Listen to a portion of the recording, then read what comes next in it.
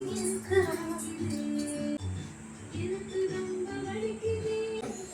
Friends, welcome to Uma's channel. इनकी Uma's channel என்ன recipe பார்க்க போறோம்னா paneer butter masala with butter naan தான் பார்க்க போறோம்। ஃபர்ஸ்ட் வந்து பன்னீர் பட்டர் மசாலா தான் செய்ய போறேன்। வாங்க எப்படி செய்யறதுன்னு பார்க்கலாம்। அதுக்கு ஃபர்ஸ்ட் ஒரு கடாய் வச்சு கடாய் நல்லா சூடானதும் தேவையான அளவு எண்ணெய் ஊத்திக்கலாம்। கடாய் நல்லா சூடாயிடுச்சுங்க। இங்க பாருங்க தேவையான அளவு எண்ணெய் ஊத்த போறேன்। இப்போ வந்து நம்ம ஃபர்ஸ்ட் வெங்காயம் தக்காளி இதெல்லாம் வதக்கிறதுக்கு கொஞ்சம் ஆயில் மட்டும் ஊற்றி வதக்கி எடுத்துக்கலாம்। அதுக்கப்புறம் நம்ம தனியாக பட்டர் போட்டு நம்ம குழம்பு கிரேவி ரெடி பண்ண ஆரம்பிச்சிடலாங்க। இதுக்கு தேவையானது ஃபஸ்ட்டு பட்டை லவங்கம் கிராம்பு அந்த மசாலா ஐட்டம் அதெல்லாம் எடுத்துக்கோங்க। 2-3 ஏலக்காய் எடுத்துருக்கேன்। அதுக்கப்புறம் தேவையான அளவு முந்திரி எடுத்துருக்கேன்। அதுக்கப்புறம் வந்து 4 பெரிய வெங்காயம் நம்ம வதக்கி அரைக்க போகிறோன்றதுனால அதுக்கேற்ற மாதிரி அரைஞ்சி வச்சுருக்கேன்। அதுக்கப்புறம் ஒரு பெரிய இஞ்சி, ஒரு பெரிய சைஸ் பூண்டு, 4 பச்சை மிளகா, 4 தக்காளி। நான் வந்து கொஞ்சம் டொமேட்டோ சாஸ் சேர்க்க போகிறேன்। நான் வந்து 4 பேருக்கு செய்ய போகிறதுனால இந்த அளவு எடுத்துருக்கேன்। உங்களுக்கு தேவையான அளவு நீங்கள் எடுத்துக்கோங்க। 4 பெரிய தக்காளி, இதையும் வதக்கி அரைக்க போகிறேன்றதுனால அதுக்கேற்ற மாதிரி கட் பண்ணி வச்சுருக்கேங்க। இப்போ எல்லாத்தையும் போட்டு வதக்க ஆரம்பிச்சிடலாமா? ஃபஸ்ட்டு வந்து நம்ம எடுத்து வச்சுருக்க பட்டை லவங்கம் இதெல்லாம் வந்து போட்டு வதக்கிக்கலாங்க। எண்ணெய் நல்லா சூடாயிடுச்சு। அது கூட வந்து நம்ம வந்து ஏலக்காய் வந்து பிச்சும் சேர்த்துக்கலாம், இல்லை அப்படியே சும்மாவும் சேர்த்து நம்ம வதக்கிக்கலாங்க। இது நல்லா சேர்த்து வதக்க ஆரம்பிச்சிடலாம்। இப்போ வந்து நம்ம எடுத்து வச்சுருக்க முந்திரி, நான் வந்து ஒரு 4 முந்திரியை உடச்சி எடுத்துருக்கேங்க। இதையும் இது கூட சேர்த்துக்கலாம்। சேர்த்து நல்லா கொஞ்சம் கலரி விட்டுக்கலாங்க। இது நல்லா கலர்னதுக்கப்புறம் இந்த வெங்காயம், பச்சை மிளகா, பூண்டு, இஞ்சி இது எல்லாமே இது கூட சேர்த்துக்கலாங்க।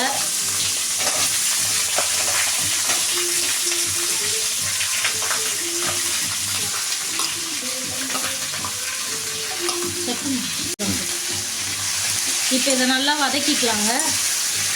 இப்போ நம்ம வெங்காயம் வந்து லைட்டாக ப்ரௌன் கலரில் மாற ஆரம்பிச்சிச்சிங்க। வெங்காயம் கலர் மாறினதுக்கப்புறம் தான் நம்ம தக்காளி ஆட் பண்ணோம்। இப்போ தக்காளி சேர்த்து தக்காளி வந்து நல்லா சாஃப்டாக வேகணும், அந்த அளவுக்கு நல்லா இது பண்ணிக்கலாம்। இது கூடவே தக்காளி வதக்கும் போது எப்போவுமே உப்பு போட்டு வதக்கணும்னா சீக்கிரமாக நம்மளுக்கு தக்காளி வதங்கிடுங்க।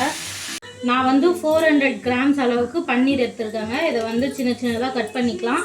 நம்ம பன்னீர் கிரேவியில் சேர்க்கறதுக்கு முன்னாடி நம்ம வந்து ஹாட் வாட்டர் வச்சு அதில் ஒரு 5 மினிட்ஸ் ஊற வச்சு அதுக்கப்புறம் சேர்த்தோன்னா பன்னீர் நல்லா சாஃப்டாக இருக்குங்க। 5 மினிட்ஸ் தான் ஊற வைக்கணும், இல்லைன்னா பன்னீர் ரொம்ப ஒரு மாதிரி ஆகிடும்।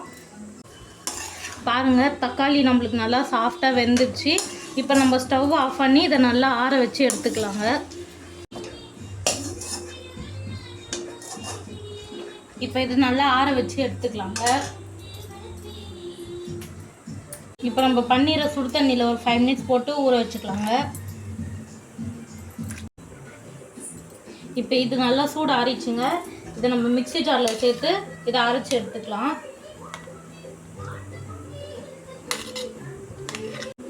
இதில் வந்து நான் 2 டேபிள் ஸ்பூன் அளவுக்கு டொமேட்டோ கெச்சப் ஆட் பண்ணிக்கிறேங்க। ஒரு 1/4 ஸ்பூன் மஞ்சத்தூள்,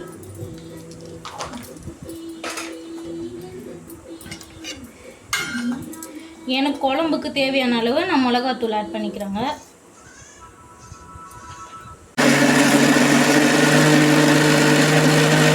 இந்த மாதிரி நம்மளால் முடிஞ்ச அளவுக்கு ஃபைன் பேஸ்ட்டாக அரைச்சி எடுத்துக்கணுங்க।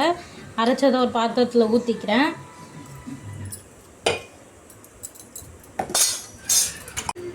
பாருங்க பேஸ்ட்டு நல்லா இந்த அளவுக்கு அரைச்சி எடுத்து வச்சாச்சு। இப்போ நம்ம தாளிப்பு போட ஆரம்பிச்சிடலாங்க। ஒரு கடாய் வச்சு நம்ம ஆல்ரெடி வதக்கணும்ல அதே கடாய் வச்சுருக்கேன், வச்சு நம்ம ஸ்டவ் ஆன் பண்ணிக்கலாங்க। கடாய் நல்லா ஹீட் ஆனதும் 4 டேபிள் ஸ்பூன் அளவு பட்டர் எடுத்துருக்கேங்க, இதை அதில் சேர்த்துக்கலாம்। இப்போ நம்ம பட்டர் வந்து நல்லா ஹீட் ஆகிடுச்சுங்க। இப்போ 2 பச்சை மிளகா எடுத்துருக்கேன், 2 பச்சை மிளகா கீரி பட்டரில் ஆட் பண்ணிக்கலாம்।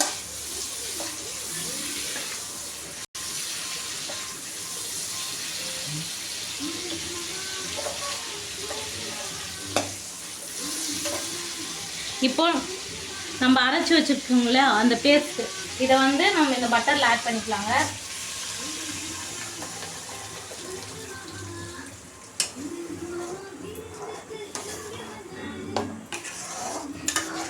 இதை நல்லா மிக்ஸ் பண்ணிக்கலாம்।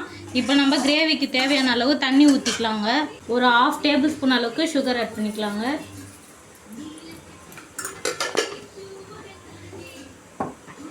நம்ம ஆல்ரெடி தக்காளி அரைக்கும் போது உப்பு போட்டு அரைச்சிருக்கோம் அப்படின்றதுனால இப்போ கிரேவிக்கு தேவையான அளவு நம்ம உப்பு ஆட் பண்ணிக்கலாங்க।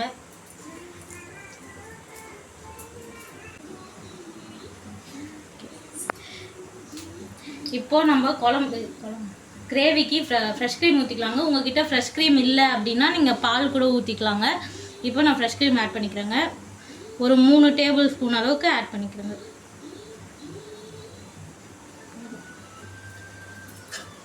இப்போ இதை நல்லா மிக்ஸ் பண்ணி விட்டுடலாங்க. இப்போ இது மூடி வச்சிடலாங்க. இது நல்லா கொதிக்கிட்டோங்க. இது கலரி விட்டுட்டே இருக்கணுங்க. ஏன்னா நம்ம முந்திரி போட்டிருக்கிறதுனால அடி பிடிக்க ஆரம்பிக்கும். அதனால் அடிக்கடி கலரி விட்டுட்டே இருங்க.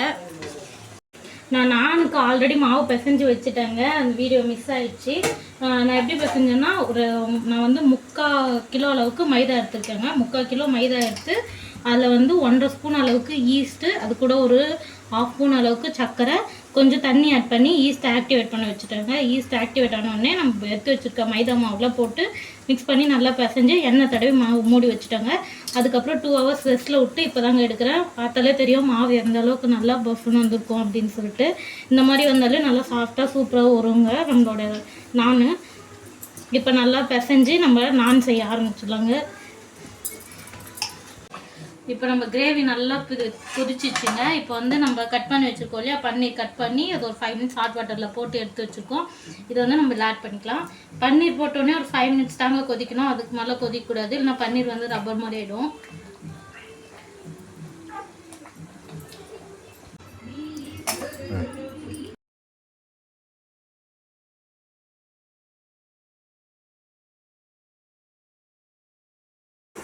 மாமா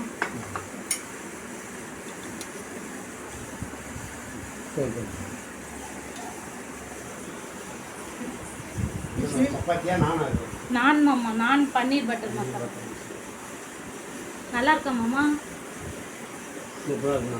தேங்க்ஸ்.